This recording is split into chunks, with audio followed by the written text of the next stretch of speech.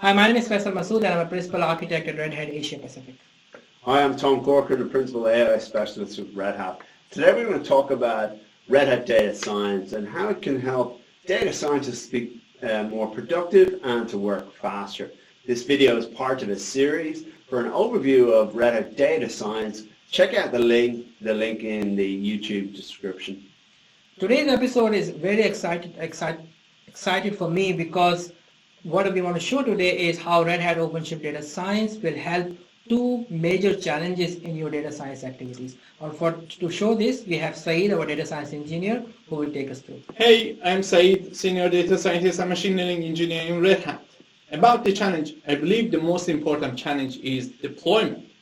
As a machine learning engineer, I know that how to develop the solution based on the AI things. But as soon as I develop my solution and build my model, I need to pass it to my DevOps colleagues and then ask them to put it in the testing producing environment.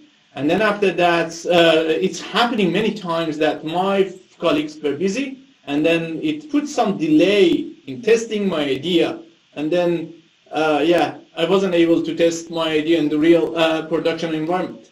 The second most important challenge is conflicting between the package. When you work with the machine learning or deep learning projects, many times you need to use the TensorFlow, PyTorch, or scikit-learn model, and this scikit-learn libraries, and this library has conflicted to each other. And then you need to solve this confliction. For example, one day I was working with the OCR projects with the PyTorch, but as soon as I installed the PyTorch, my TensorFlow environment failed, and then I need to spend a lot of times to fix that and reconfigure the environment. All right, so what we're going to do here is we're going to see how Red Hat Data Science can solve those challenges with a real world situation that is credit card fraud detection. Yeah, today I select the credit card fraud detection because that is pretty normal application for financial sector and banking sectors. In this application, we have about 300,000 data, but out of the 300,000 data, about 500 of them is fraud. About 1.7% of the data is fraud. And then we want to develop the deep learning solution based on the TensorFlow. Thank you, Saeed. You have a good introduction and business context of the problem we're trying to solve today. Now let's see how using that business problem, our data science, Red Hat OpenShift Data Science help the data scientists to solve the conflicting library challenges. Red Hat provide the containerized Jupyter notebooks that you can configure your environment. For example, in here we have the environment based on the TensorFlow, based on the PyTorch, scikit-learn, and the other things. And then you can select the scale of the environment based on the container size, and then you can choose that whether you want to use the GPU or not.